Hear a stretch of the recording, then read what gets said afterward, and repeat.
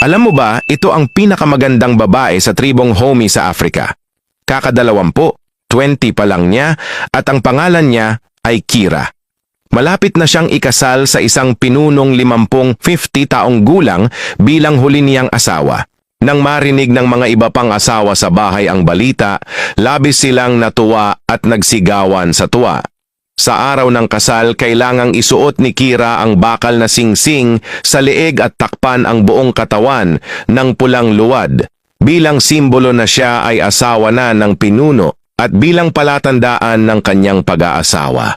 Ang kasal ay isang malaking pagdiriwang, puno ng awitan, sayawan, at kasiyahan mula sa mga taga-nayon at mga panauhin na nagdiriwang sa pag-aasawa ng pinuno sa isang batang maganda at kaakit-akit na babae.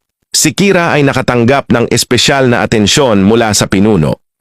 Ang mga nakatatanda sa tribo ay nagtayo para sa kanya ng mas maganda at bagong kubong yari sa dayami at nilagyan pa ito ng mga bagong kasangkapan upang magkaroon siya ng komportableng tirahan, bagay na hindi taglay ng ibang asawa.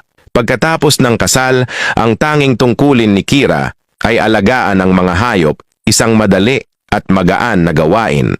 Samantalang ang iba niyang asawa, kahit buntis, ay patuloy na nagtatrabaho sa bukid. Dahil dito, naiinggit sila kay Kira. Ngunit sa kabila ng lahat, namumuhay silang lahat ng masaya at payapa sa iisang tahanan. Ano sa tingin mo tungkol dito?